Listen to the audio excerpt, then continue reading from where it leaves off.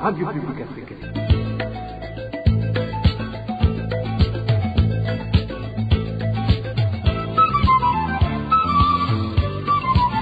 Radio Publique Africaine.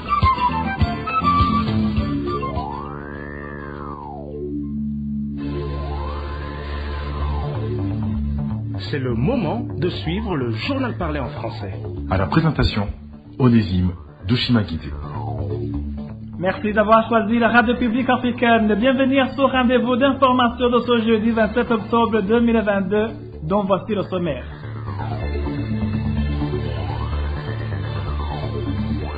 Certains députés dénoncent le système de vote imposé par le président de l'Assemblée nationale. Dans cette édition, vous allez écouter ce que dit la loi sur ce genre de vote. Au sommaire également, les habitants du site de déplacés de Lukambura, en commune de Utaganzwa de la province de Kayanza, s'insurgent contre les violations des droits humains dont ils sont souvent victimes. Ils disent être persécutés par des Imbonerakure sous la supervision de certains administratifs. Enfin, nous parlons des actionnaires majoritaires de l'hôpital Kira de Bujumbura qui demandent au président de la République de stopper la spoliation des actionnaires privés en cours à la vie de ces sociétés. Voilà pour le sommaire.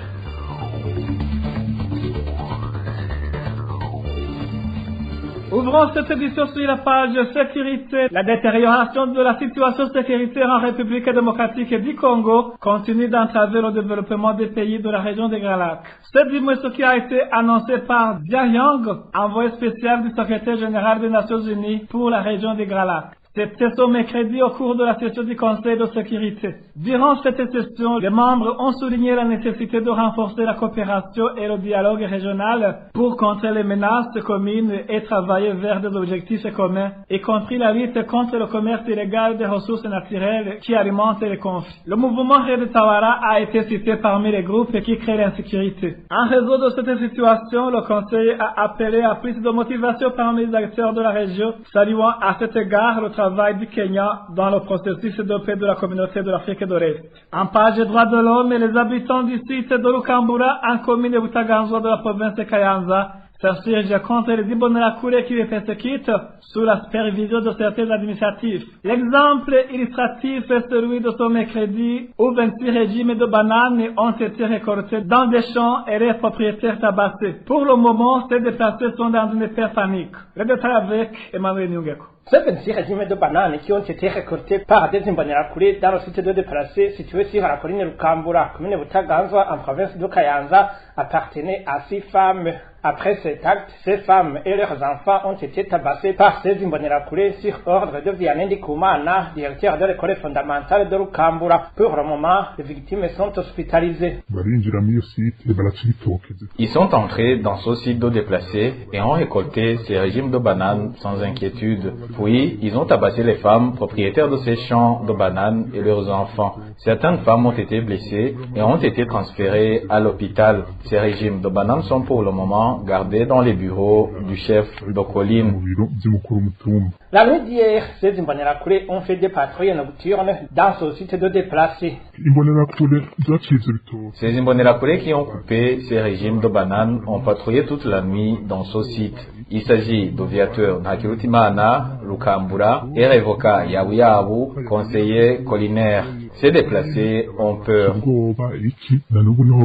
Ces déplacés installés dans ce site de Lukambura en commune de Butaganzwa depuis 1993 demandent aux autorités administratives en province de Kayanza de couper court avec ces menaces. Nous n'avons pas pu joindre le colonel Rémi Chichahayo, gouverneur de la province de Kayanza, pour de plus amples éclaircissements. Merci à toi, Emmanuel Nyungeko. D'autres personnes qui s'insurgent contre les Imbonerakure sont les parents des élèves qui étudient dans les écoles de la zone Mahonda, en commune Buraza de la province de Gitega, qui dénoncent le comportement des Imbonerakure qui font perdre le temps à leurs enfants pour les entraîner au défilé militaire. Ces entraînements sont organisés dans le cadre des préparatifs de l'accueil du secrétaire général du parti CNDD-FDD. Le point avec Daniel Claire Ilakoum. Dans l'objectif d'accueillir le secrétaire général du parti CNDD-FDD, les élèves de la zone Mahonda, en commune Buraza, en province de Gitega, subissent des entraînements de défilé militaire dans les heures d'après-midi normalement destinés à la révision.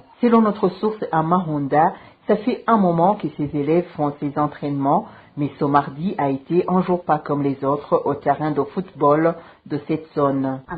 Toutes les écoles de la zone Mahonda étaient réunies sur le terrain de football de la zone et les activités étaient coordonnées par le responsable de Imbonerakure en commune Buraza, prénommé Dieudonné, mais il était en compagnie avec d'autres personnes. Les parents et les enseignants craignent pour l'avenir de ces élèves. En analysant la situation, nous nous rendons compte que l'avenir de notre commune de Buraza n'est pas assuré car aujourd'hui l'école, amenée à politique, est devenue un lieu où se déroulent des enseignements liés au parti. Nous demandons que tout ça cesse.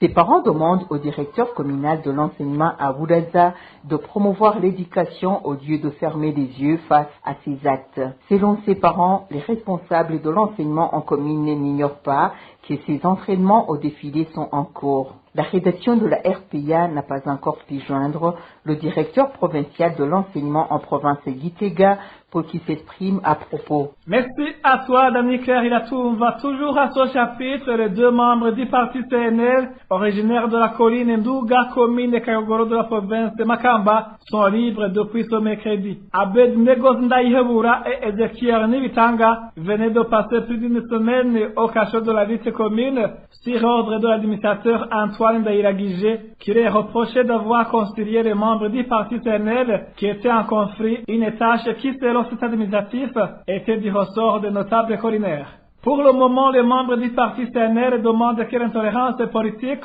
qui caractérise l'administrateur de Kayogoro, Antoine Ndairagije, et son prédécesseur à la personne de Zaché Misago, député du parti CNDD-FDD et actuel président du conseil communal de Kayogoro, cesse, d'autant plus que ce n'est pas la première fois que les deux autorités s'en prennent injustement aux membres de ce parti d'Agatogouas.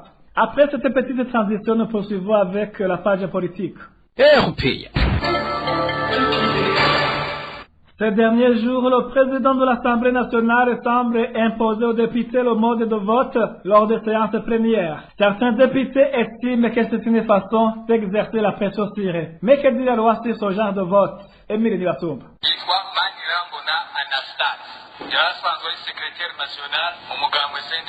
C'était ce mercredi lorsque le président de l'Assemblée nationale présentait Anastase Manirambona, secrétaire national du parti CNDD-FDD, comme candidat à l'Assemblée législative de la communauté est-africaine. Il a ensuite demandé aux députés qui étaient d'accord avec sa nomination de lever la main. Certains députés estiment que Daniel Gelaz Ndavirabe leur a imposé le mode de vote.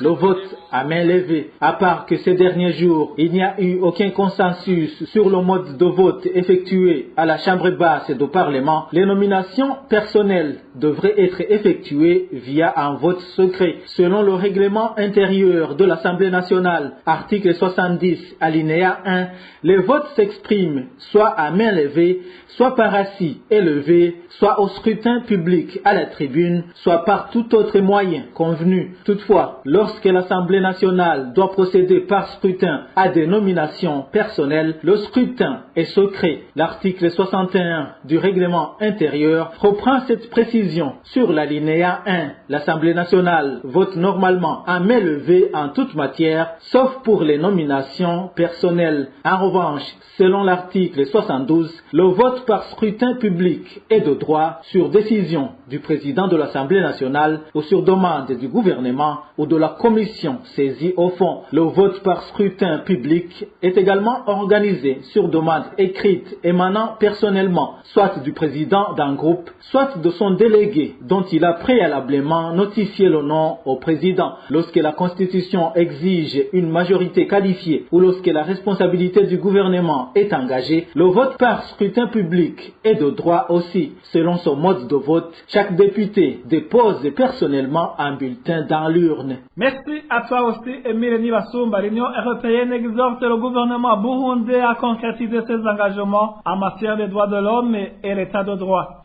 Cela transparaît dans une déclaration de ce mardi du haut représentant de cette institution portant la levée des sanctions qui pesaient notamment sur le Premier ministre actuel. L'Union européenne indique toutefois qu'elle pourrait revenir sur cette décision si la situation sur terrain ne s'améliorait pas. Le point avec Elodie Diverimèche. Le gouvernement burundais devrait traduire ses engagements en actions efficaces et concrètes visant à améliorer la situation des droits de l'homme et de l'état de droit dans le pays. C'est d'emblée les recommandations de l'Union européenne telles qu'exprimées à travers la déclaration sortie ce mardi par le haut représentant au nom de la dite institution internationale. Cette déclaration fait suite à la levée des sanctions prises le 1er octobre 2015 à l'égard de certaines personnalités publiques burundaises. En outre, comme on peut le lire dans le règlement d'exécution signé ce 24 octobre par Anna Ubachkova, président du Conseil européen, 3 noms ont été retirés de la liste des personnes, des entités et des organismes qui se trouvaient sous des mesures restrictives. Il s'agit de Gervais Ndirakobucha, alias Ndakugarika, Godefroy Bizimana et Léonard Ngendakumana. En dépit de la prise de cette décision, l'Union européenne indique qu'elle est vivement préoccupée par le fait que des défis majeurs restent sans réponse ni solution, comme l'indique la résolution du Conseil des droits de l'homme de l'ONU adoptée le 7 octobre 2022. Ici, l'Union européenne met un accent particulier sur les droits politiques et civils, la protection des défenseurs des droits de l'homme, la libération des prisonniers politiques, la facilitation du retour et de la réintégration des réfugiés, ainsi que la garantie de l'indépendance du pouvoir judiciaire. Dans cette même logique, l'Union européenne insiste également sur l'obligation de rendre des comptes pour les violations des droits de l'homme commises par des acteurs étatiques et non étatiques, ainsi que la lutte contre la corruption. De plus, l'Union européenne demande instamment au Burundi de coopérer pleinement avec le Haut Commissariat des Nations Unies aux droits de l'homme, les organes de traité sur les droits de l'homme et le rapporteur spécial de l'ONU, dont le poste a été créé par les résolutions du Conseil des droits de l'homme de l'ONU du 13 octobre 2021. Pour l'Union européenne, le dialogue politique, y compris sur les défis économiques et en matière de droits de l'homme, est essentiel pour favoriser la compréhension mutuelle et une coopération constructive, ouvrant ainsi la voie de nouveaux progrès dans les relations entre l'Union européenne et le Burundi. Pour conclure, l'Union européenne fait savoir qu'elle suit en permanence l'évolution de la situation au Burundi et peut décider de modifier son régime de mesures restrictives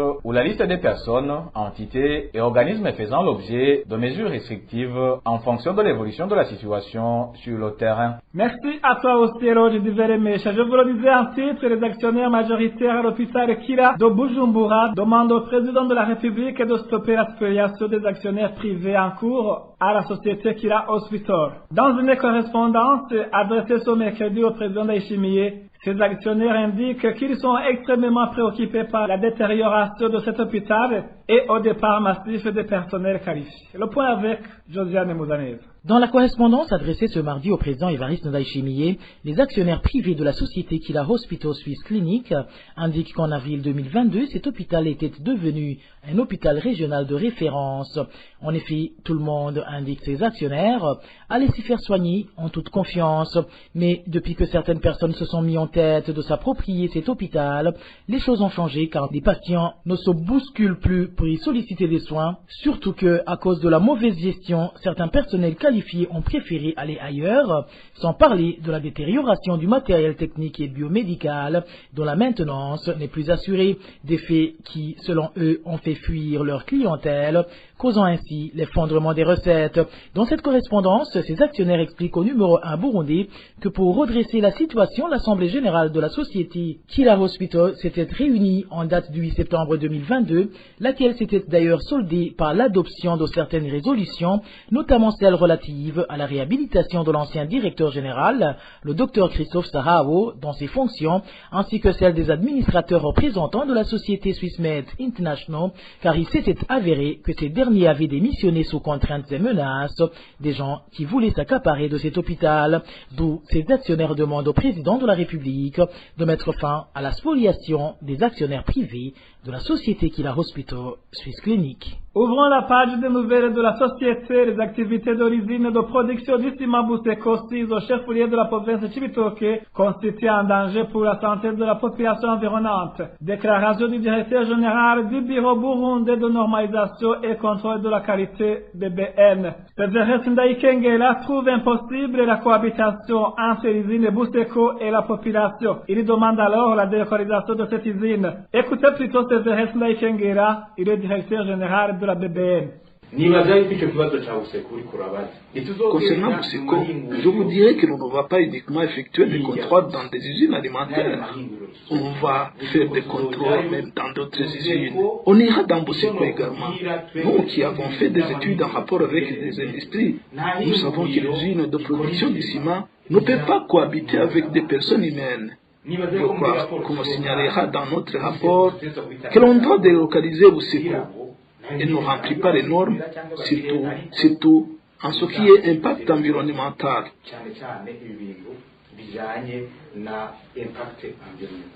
C'était Severus Ndaikengera, directeur général de la BBN. La population environnante d'origine de Bousseko indique quant à elle qu'elle n'a pas grand espoir quant à la délocalisation de cette usine. Cette partie de la population indique qu'elle a reçu beaucoup de promesses de délocalisation de cette usine provenant de plusieurs autorités du pays, mais la parole n'a jamais joué l'acte. Le point avec Eric Nyonzima.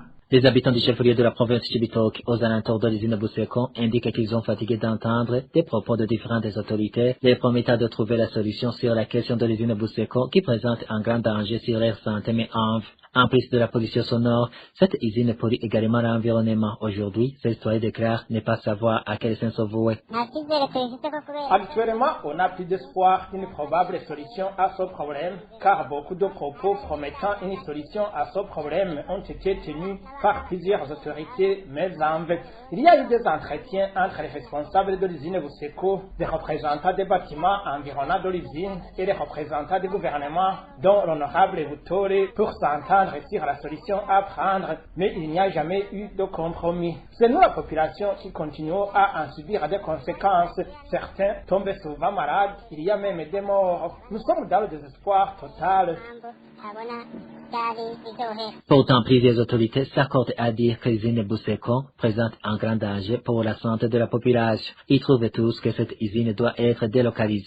Le 22 septembre 2020, en marge de la présentation du nouveau gouverneur de Chibitoke, le président Évariste Ndayishimiye a rencontré les élus, les responsables de différents hauts niveaux de la province. Dans une réunion à huis clos, il avait indiqué que le calendrier de délocalisation de l'usine Bousseko est établi pour sauver la vie des populations environnantes. Théo Guiderulema, ministre en charge de l'environnement, le 17 février 2021, devant les élus du peuple pour expliquer la nouvelle loi sur la protection de l'environnement, avait annoncé la délocalisation de l'entreprise Bousseko. Vous saurez que la population réclame la délocalisation de cette usine depuis 5 ans.